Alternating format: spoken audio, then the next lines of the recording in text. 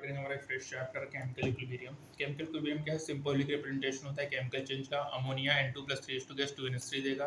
Chemical reaction on the basis of heat endothermic होगा, exothermic heat absorb होगा, Indo होगा, एक्सो में हीट रिलीज होगा।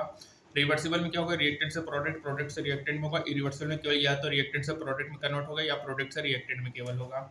स्पीड होता है स्लो, मॉडरेट, फास्ट होगा। फेज होगा होमोजेनस मतलब सेम फेज हो, सॉलिड सॉलिड हो। हेट्रोजेनस में क्या हो? डिफरेंट फेज हो, सॉलिड लिक्विड गैस तीनों हो सकता है। हीट के बेसिस पे इंडोथर्मिक एक्सोथर्मिक है। इंडोथर्मिक एब्जॉर्ब हीट करेगा, A + B + X = C + D होगा। एनर्जी हीट कंटेंट इंथैल्पी होगा, HR इंथैल्पी ऑफ रिएक्टेंट होगा, HP इंथैल्पी ऑफ प्रोडक्ट होगा। स्टेट ऑफ रिएक्शन है HR HP है, डेल्टा H HF - HI है, HP - HR है, delta H positive होगा। Stability यहाँ पे रिएक्टेंट की ज्यादा होगी, प्रोडक्ट की प्रोडक्ट इंडोथर्मिक प्रोडक्ट होगा। जितना ज्यादा हीट एब्जॉर्ब होगा इतना ज्यादा लेजर होगा स्टेबिलिटी ऑफ प्रोडक्ट। रिप्रेजेंटेशन होगा A + B + X kilo joule, C + D होगा, या product side -X kilo joule हो तो डेल्टा H यहाँ पे X किलो जूल है। इसका एग्जांपल है dissociation, fusion, vaporisation, sublimation. Photosynthesis भी हमारा क्या है? इंडोथर्मिक है। एक्सोथर्मिक भी होगा, हीट रिलीज होगा, A + B + C + D X kilo calorie. State of reactions होगा, HR ऊपर होगा, HP नीचे होगा, डेल्टा H नेगेटिव होगा। स्टेबिलिटी प्रोडक्ट की ज्यादा होगी, जितना ज्यादा हीट रिलीज होगा इतना ज्यादा स्टेबिलिटी ऑफ प्रोडक्ट होगा। रिप्रेजेंटेशन क्या होगा बच्चों? डेल्टा H हमारा रिएक्टेंट साइड नेगेटिव होगा। इसके एग्जांपल है कंबक्शन रिएक्शन, न्यूट्रलाइजेशन, रिस्पायरेशन है। फोटोसिंथेसिस हमारा एंडोथर्मिक है, रिस्पायरेशन एक्सोथर्मिक होता है। फॉर्मेशन रिएक्शंस जनरली इंडो होता है, लेकिन कुछ एक्सेप्शन है। CS2 NCl3 O2 F2 NO N2 NO2 N2O4 ये सब एंडोथर्मिक फॉर्मेशन रिएक्शंस होते हैं। डायरेक्शंस के बेसिस पर रिवर्सिबल है और इरिवर्सिबल है। रिवर्सिबल में क्या होगा? रिएक्टेंट से प्रोडक्ट होगा या प्रोडक्ट से रिएक्टेंट होगा। जब rate of reactant product equal होंगे तो उसको इक्विलिब्रियम कहेंगे। रिएक्टेंट कभी भी कन्वर्ट नहीं होता कन्वर्ट कंप्लीटली प्रोडक्ट में। इरिवर्सिबल में क्या होगा? रिएक्टेंट से प्रोडक्ट हो गया होगा और प्रोडक्ट से रिएक्टेंट नहीं होगा। ये जैसे Zn+H2 Zn4+H2 AgNO3 NaCl AgCl NO3 है, ये इक्विलिब्रियम कंटेन नहीं करेगा। यहाँ पे रिएक्टेंट नियरली कन्वर्टेड होगा प्रोडक्ट्स में। केमिकल इक्विलिब्रियम में rate of forward, rate of backward है बच्चों। जब rate of forward, rate of backward equal हो जाएगा, इक्विलिब्रियम कांस्टेंट होगा। इक्विलिब्रियम में रेट्स इक्वल होंगे, amount of reactant product constant होंगे। कैरेक्टरिस्टिक्स क्या है? यहाँ पे डायनामिक नेचर होगा, अटेंड होगा equilibrium from both side, not affected होंगे। प्रेजेंस ऑफ कैटलिस्ट है, मेजरेबल प्रॉपर्टीज हैं like temperature, pressure, concentration, colour, density, ये सब कांस्टेंट है। होमोजेनस में क्या होगा? सेम फेज होगा। हेटेरोजेनस में डिफरेंट फेज है तो हेटेरोजेनस इक्विलिब्रियम है। ठीक है। अब यहाँ पे एक टर्म आता है एक्टिव मास के बारे में। एक्टिव मास क्या होता है कि अमाउंट ऑफ रिएक्टेंट जो कि एक्टिवली पार्टिसिपेटिंग करेगा रिएक्शंस में। एक्टिव मास होता है gram moles upon volume in litre, या weight upon molecular weight into volume in litre, या weight upon molecular weight into 1000 into volume into ml होगा। Density के टर्म्स में क्या होता है? Density into 1000 upon molecular weight होगा। प्योर सॉलिड, प्योर लिक्विड का डेंसिटी कांस्टेंट होगा। Active mass pure solid liquid का 1 होता है। एक्टिव मास का दूसरा नाम मोलैरिटी भी होता है, कंसंट्रेशंस भी होता है, मोल्स पर लीटर होता है। Active concentration, effective concentration, active quantity होता है। यहाँ पे क्वेश्चन एक्टिव मास पूछा है, 7/20 इंटू 10 करेंगे 0.02 मोल पर लीटर होगा। जो कंसंट्रेशंस को ही एक्टिव मास कहते हैं। अब यहाँ पे देखो कैल्शियम कार्बोनेट प्योर लिक्विड है तो उसका अपन क्या होगा? प्योर सॉलिड या लिक्विड का एक्टिव मास 1 होता है। डाल्टन ऑफ पार्शियल प्रेशर क्या है? गैस से है, मतलब किसी भी नॉन रिएक्टिंग गैसेस का पार्शियल प्रेशर जो होगा, जैसे A का पूछा उसका mole fraction into P total, PB का पूछा तो उसका mole fraction into P total होगा। PA + PB P टोटल होगा, P/PB Na/NB होता है। ठीक है, मतलब जो पार्शियल प्रेशर्स का रेशियो होता है वही मोल्स का रेशियो होता है। ठीक है, यहाँ पे PA निकाला, यहाँ पे PB निकाला, यहाँ पे देखो पहले मोल निकाला, फिर यहाँ से पार्शियल प्रेशर निकाला इनटू P टोटल करके सभी का। अब आता है लोमा।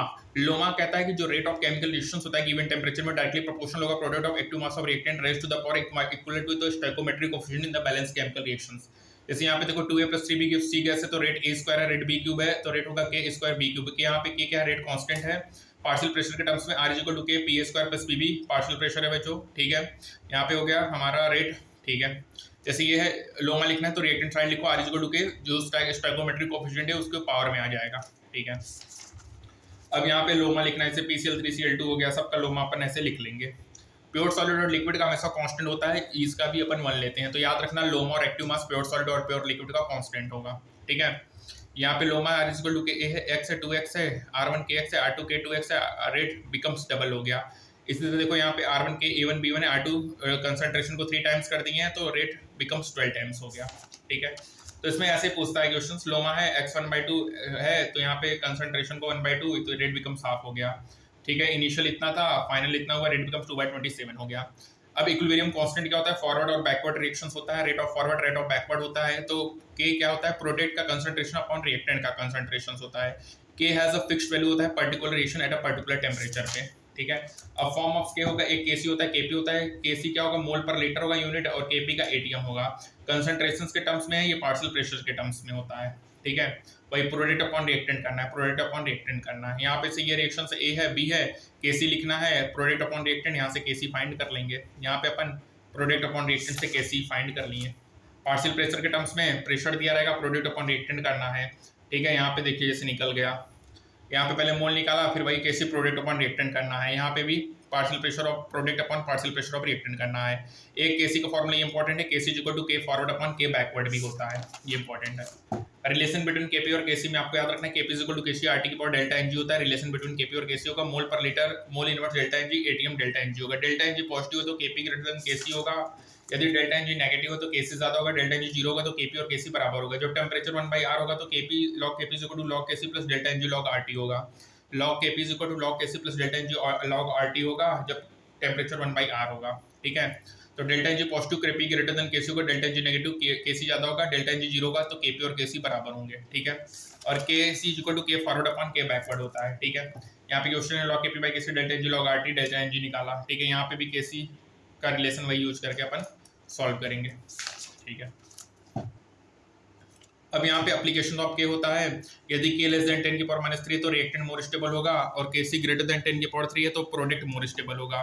अब दोनों 10 की पावर -3 और 10 की पावर +3 के बीच में तो रिएक्टेंट ऑलमोस्ट कन्वर्ट होगा प्रोडक्ट में, ठीक है। अब यहाँ पे जितना ज्यादा वैल्यू ऑफ के होगा तो अमाउंट ऑफ रिएक्टेंट कम होगा, अमाउंट ऑफ प्रोडक्ट ज्यादा होगा, extent of reaction of complete of reaction ज्यादा होगा, स्टेबिलिटी ऑफ प्रोडक्ट ज्यादा होगा, स्टेबिलिटी ऑफ रिएक्टेंट कम होगा। यहाँ पे रिएक्शन से K1 और K2 दिया है तो मोर कंप्लीटेड कौन होगा, K2 होगा, क्योंकि यहाँ पे K2 की वैल्यू ज्यादा है। मोर प्रोडक्ट किसमें होगा, सेकंड में होगा। मोर रिएक्टेंट किसमें होगा, फर्स्ट में होगा। मोर स्टेबल प्रोडक्ट कौन होगा, सेकंड होगा। मोर स्टेबल रिएक्टेंट कौन होगा, फर्स्ट होगा, ठीक है। तो यहाँ पे याद रखना, यदि केसी लेस देन 10 की पावर -3 है तो रिएक्टेंट मोर स्टेबल होगा, केसी ग्रेटर देन 10 की पावर 3 है तो प्रोडक्ट मोर स्टेबल होगा एज कंपैरिजन टू रिएक्टेंट। यदि 10 की पावर -3 से 10 की पावर 3 के बीच में है तो अब appreciable amount of reactant product दोनों ही कंज्यूम्ड होंगे रिएक्शंस में।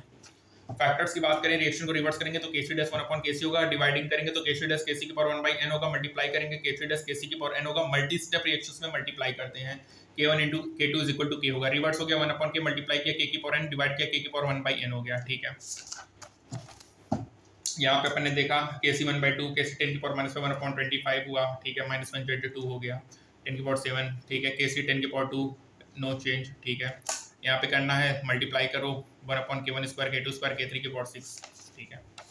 रिएक्शन हार्डली स्टार्ट होगा क्योंकि के की वैल्यू क्या है, बहुत कम है, तो रिएक्शन हार्डली स्टार्ट होगा। Effect of change of temperature, ये इंपॉर्टेंट है। One topic question log k2/k1 delta h/2.303r 1/T1 - 1/T2 होता है। टेम्परेचर बढ़ाएंगे T2 ग्रेटर देन T1 है, वो एंडोथर्मिक होगा, तो टेम्परेचर बढ़ाने से k बढ़ेगा। एक्सोथर्मिक में टेम्परेचर बढ़ाने से k कम होता है। बच्चों इक्विलिब्रियम कांस्टेंट केवल टेम्परेचर पर डिपेंड करेगा, ठीक है, बाकी वो किसी पे डिपेंड नहीं करता। कैटलिस्ट इक्विलिब्रियम के रेट को बढ़ाता है, उसके वैल्यू को नहीं चेंज करेगा, लेकिन जो के होता है उसकी वैल्यू के केवल टेम्परेचर पे ही डिपेंड करता है। यहाँ पे देखो केसी की 10 की पावर -2 है अब 27 पे, और केसी की पावर 10 की पावर -10 है और 70 डिग्री से। अब देखो टेम्परेचर बढ़ा रहे हैं, के की वैल्यू कम हो रहा है, मतलब एक्सोथर्मिक रिएक्शंस है। यहाँ पे ग्राफ है, ठीक है, लॉग केसी 1/t का, 1/t को बढ़ाएंगे लॉग केसी कम होगा, टेम्परेचर से केसी कम हो रहा है, मतलब इंडोथर्मिक है। के ओनली किस पे डिपेंड करेगा, टेम्परेचर पे। डिग्री ऑफ डिसोसिएशन क्या होता है, अल्फा होता है फ्रैक्शन ऑफ रिएक्टेंट डिसोसिएट या mole of reactant dissociate on initial 1 मोल, मतलब dissociated mole upon initial moles को अपन अल्फा कहते हैं, ठीक है। Initial mole of reactant, moles of reactant dissociated और initial moles of reactant taken alpha 1 alpha = x होगा, ठीक है। जैसे t = 0 पे a है, 0 0 इक्विलिब्रियम पे a - x हो गया, 2x x हो गया। अब कितना डिसोसिएट हुआ अपॉन टोटल मोल्स, इसको अपन अल्फा कहेंगे, ठीक है। यहाँ पे है तमाम a - 2x alpha dissociate mole upon initial moles, ठीक है। मोल फ्रैक्शंस वगैरह से अपन निकाल लेते हैं, ठीक है। यहाँ पे है a है 5 मोल है, इसका इक्विलिब्रियम 5 - x हो गया, 2 मोल्स गिवन है इक्विलिब्रियम पे, तो यहाँ से अपन तमाम वैल्यू को फाइंड करेंगे, ठीक है। इस हमारे उस पे बेस पे अल्फा के बेस पे न्यूमेरिकल्स हैं। अब यहाँ पे जो थ्योरेटिकल पॉइंट आता है, special point dependency on volume है। अल्फा डायरेक्टली प्रोपोर्शनल टू 1/2 होता है। डिपेंडेंसी ऑपरेशन में alpha directly proportional to p की पावर -1/2 होता है, मतलब अल्फा √v होगा लेकिन पॉजिटिव होगा, और अल्फा √p होगा लेकिन नेगेटिव होगा। इसका ट्रिक होता है alpha = v delta NG sum of stoichiometry of gases product, alpha = p minus delta NG upon sum of stoichiometry of gases product. यहाँ पे देखो 1 - अल्फा 3 अल्फा, अल्फा p की पावर -3/4 वॉल्यूम में पॉजिटिव होगा और प्रेशर पे नेगेटिव होगा, बस ये इंपॉर्टेंट है। ठीक है, डिग्री ऑफ डिस्ट्रीब्यूशन हो गया। क्वेश्चन क्वेश्चन इंपॉर्टेंट है, ये डिटरमाइन करेगा डायरेक्शन ऑफ जिसमें रिएक्शन प्रोसीड होगा और इक्विलिब्रियम को अटेंड करेगा। क्यूसी क्या होता है, प्रोडक्ट अपॉन रिएक्टेंट होता है, ये पॉइंट ऑफ रिएक्शंस पे लिखते हैं, और केसी को केवल इक्विलिब्रियम पे लिखा जाता है। मतलब क्यूसी में ही प्रोडक्ट अपॉन रिएक्टेंट करेंगे, लेकिन वो किसी भी टाइम पे तुम लिख सकते हो रिएक्शन क्वेश्चन को, लेकिन जो हमारा रिएक्शन होता है केसी होता है वो केवल इक्विलिब्रियम पे होता है। यदि क्यू के बराबर है तो रिएक्शन इक्विलिब्रियम पे होगा, क्यू के बराबर नहीं है तो रिएक्शन इक्विलिब्रियम पे नहीं होगा। यदि के ज्यादा है तो रिएक्शन बिफोर एट इक्विलिब्रियम होगा, यदि क्यू ज्यादा है तो रिएक्शन आफ्टर इक्विलिब्रियम होगा। मतलब यदि के की वैल्यू ज्यादा है तो रिएक्शन फॉरवर्ड शिफ्ट होगा और इक्विलिब्रियम को अटेंड करेगा, यदि क्यू ज्यादा है के से तो रिएक्शन बैकवर्ड शिफ्ट होगा और इक्विलिब्रियम को अटेंड करेगा, और रिएक्शन क्वेश्चन टाइम के साथ चेंज होगा। इक्विलिब्रियम कांस्टेंट केवल टेम्परेचर पे डिपेंड करता है, लेकिन रिएक्शन क्वेश्चन टाइम के साथ चेंज होता है। तो याद रखना, यदि क्यू के बराबर तो reaction when reaction at equilibrium होगा, क्यू के बराबर नहीं है तो रिएक्शन इक्विलिब्रियम में नहीं होगा। यदि के की वैल्यू ज्यादा है तो रिएक्शन फॉरवर्ड शिफ्ट होगा, इक्विलिब्रियम को अटेंड करेगा, यदि क्यू की वैल्यू ज्यादा है तो रिएक्शन बैकवर्ड शिफ्ट होगा और इक्विलिब्रियम को अटेंड करेगा। ठीक है, इसी बेस पे न्यूमेरिकल है, क्यू है प्रोडक्ट अपॉन रिएक्टेंट है, क्यू की वैल्यू फाइंड किया 0.2, यहाँ तक केसेस ज्यादा तो रिएक्शन बैकवर्ड जाएगा और इक्विलिब्रियम को अटेंड करेगा। देखना है, यदि क्यू ज्यादा है तो रिएक्शन बैकवर्ड जाएगा, यदि के ज्यादा है क्यू से तो रिएक्शन फॉरवर्ड जाएगा। ठीक है, अब यहाँ पे ली चैटलियर प्रिंसिपल आता है, ये कहते हैं कि मतलब अपन क्या करेंगे कि सिस्टम हमारे इफेक्ट को नलीफाई करेगा। जैसे सपोज अपन टेम्परेचर बढ़ाएंगे तो सिस्टम टेम्परेचर को कम करेगा, अपन प्रेशर बढ़ाएंगे तो सिस्टम प्रेशर को कम करेगा, अपन वॉल्यूम इंक्रीमेंट करेंगे तो सिस्टम वॉल्यूम को डिक्रीज करेगा, तो मतलब हमारे अपोजिट काम करेगा। ठीक है, तो यहाँ पे इनका जो ली चैटलियर का कुछ इंपॉर्टेंट पॉइंट है वो ये इंपॉर्टेंट ये है कि जब अपन रिएक्टेंट का कंसंट्रेशन बढ़ाएंगे तो सिस्टम उसको कम करेगा तो रिएक्शन फॉरवर्ड जाएगा। जब अपन रिएक्टेंट का कंसंट्रेशन कम करेंगे तो सिस्टम उसको बढ़ाएगा, रिएक्शन हमारा बैकवर्ड जाएगा। अपन जब प्रोडक्ट के कंसंट्रेशन को बढ़ाएंगे तो रिएक्शन हमारा बैकवर्ड जाएगा, यदि अपन प्रोडक्ट को कंसंट्रेशन कम करेंगे तो रिएक्शन हमारा फॉरवर्ड जाएगा। जब प्रेशर को बढ़ाएंगे तो सिस्टम प्रेशर को कम करेगा, मतलब towards laser number of moles जाएगा। जब अपन प्रेशर को कम करेंगे तो सिस्टम प्रेशर को बढ़ाएगा, towards greater number of moles reaction shift होगा। यदि टेम्परेचर की बात करें, अपन टेम्परेचर बढ़ाएंगे तो टेम्परेचर कम होगा, reaction shift away from heat होगा, मतलब टेम्परेचर बढ़ाने से इंडो में फॉरवर्ड शिफ्ट होगा और एक्सो में बैकवर्ड रिएक्शन आएगा। कैटलिस्ट का कोई इफेक्ट नहीं होगा। इनर्ट गैसेस में कांस्टेंट वॉल्यूम पे कोई इफेक्ट नहीं होगा, यदि कांस्टेंट प्रेशर पे तुमने इनर्ट किया ऐड किया इनर्ट गैस को तो वो शिफ्ट करेगा towards greater number of moles, जहां नंबर ऑफ मोल्स ज्यादा है उधर शिफ्ट होगा। फिजिकल इक्विलिब्रियम में solid liquid equilibrium, heat solid है, ए है temperature melting point freezing point है, डेल्टा एच पॉजिटिव होता है। टेम्परेचर है, अपन बढ़ा रहे हैं सिस्टम टेम्परेचर कम करेंगे रिएक्शन फॉरवर्ड जाएगा। ठीक है, और अगर अपन प्रेशर को बढ़ाएंगे तो प्रेशर कम होगा, शिफ्ट टुवर्ड्स पैकिंग होगा, बैकवर्ड एक्शन होगा, क्योंकि सॉलिड की टाइट पैकिंग होती है। तो हाई टेम्परेचर लो प्रेशर होता है सॉलिड लिक्विड इक्विलिब्रियम में। लिक्विड वेपर इक्विलिब्रियम में ए लिक्विड ए गैस है, टेम्परेचर बढ़ाएंगे तो टेम्परेचर सिस्टम कम करेगा, रिएक्शन फॉरवर्ड जाएगा। प्रेशर बढ़ाएंगे तो सिस्टम प्रेशर कम करेगा, रिएक्शन बैकवर्ड जाएगा, क्योंकि लिक्विड की टाइट पैकिंग होती है। तो under high temperature and low pressure में लिक्विड वेपर इक्विलिब्रियम में एग्जिस्ट करेगा। सॉलिड वेपर केस में क्या होगा, सॉलिड से गैस होगा, सब्लिमेशन पॉइंट्स, अपन टेम्परेचर बढ़ाएंगे तो सिस्टम कम करेगा तो रिएक्शन फॉरवर्ड जाएगा, और अपन प्रेशर को बढ़ाएंगे तो प्रेशर कम होगा, बैकवर्ड जाएगा, क्योंकि टुवर्ड्स टाइट पैकिंग होगा, सॉलिड की पैकिंग ज्यादा है। तो चाहे सॉलिड लिक्विड इक्विलिब्रियम है, चाहे लिक्विड वेपर इक्विलिब्रियम है, चाहे सॉलिड वेपर इक्विलिब्रियम है, तीनों में हाई टेम्परेचर लो प्रेशर की कंडीशंस होती हैं, और तीनों ही क्या हमारा एंडोथर्मिक है, delta H positive delta H positive delta H positive है। आइस वाटर इक्विलिब्रियम एक्सेप्शन है, यहाँ पे क्या होगा कि टेम्परेचर बढ़ाने से रिएक्शन फॉरवर्ड जाएगा और प्रेशर बढ़ाने से भी रिएक्शन फॉरवर्ड जाता है, क्योंकि यहाँ पे टाइट पैकेट लिक्विड स्टेट में है।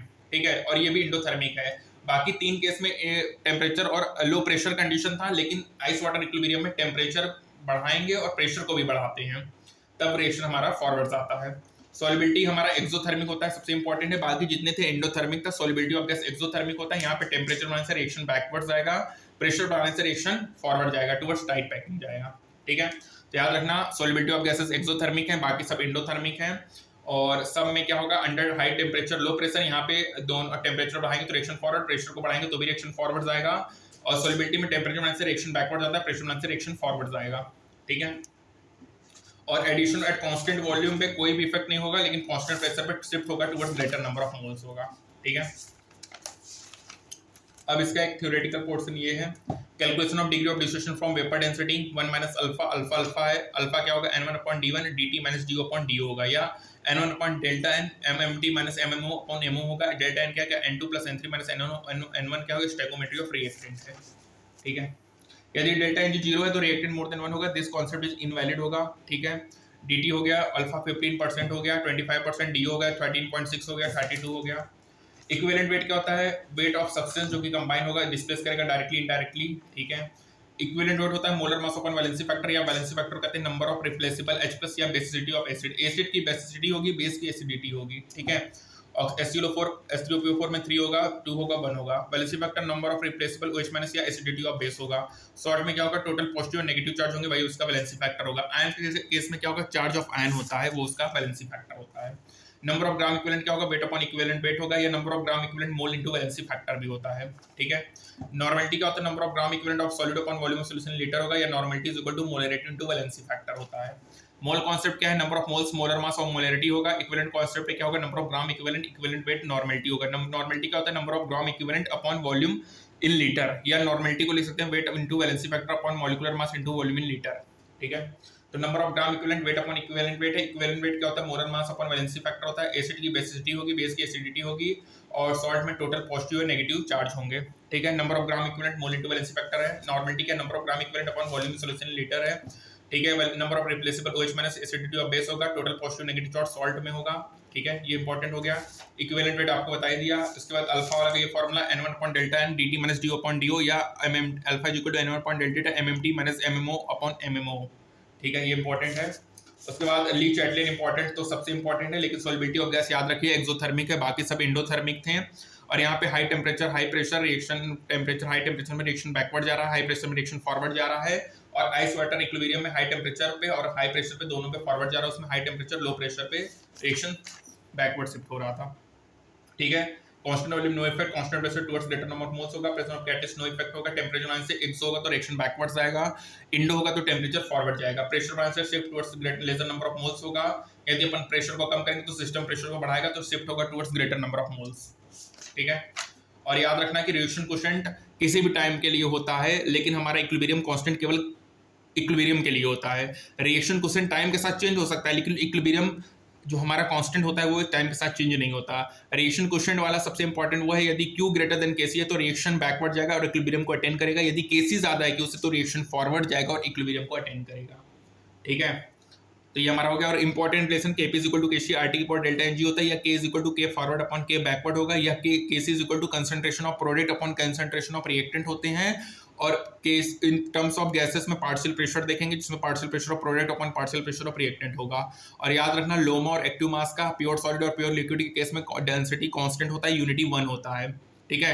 एक्टिव मास क्या होगा, वो भी कंसंट्रेशन की तरह ही बिहेव करेंगे, moles upon volume in litre होगा। ठीक है। Delta Ng positive Kp greater than Kc होगा, डेल्टा Ng नेगेटिव होगा तो Kc ज्यादा होगा, डेल्टा Ng 0 होगा तो Kp और Kc बराबर होगा।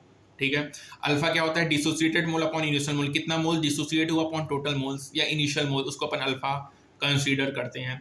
और अल्फा प्रेशर के टर्म्स में क्या होगा, minus delta Ng upon sum of stoichiometry of gases product, या प्रेशर के टर्म्स में वॉल्यूम के टर्म्स में होगा delta Ng upon sum of stoichiometry of gases product, मतलब वॉल्यूम के टर्म्स में पॉजिटिव होगा, प्रेशर के टर्म्स में नेगेटिव होगा। ठीक है, तो याद रखना। और number of gram equivalent mole into valency factor होता है, और ग्राम इक्विवेलेंट होता है weight upon equivalent weight. Equivalent weight क्या होता है, मोल अपॉन वैलेंसी फैक्टर होगा।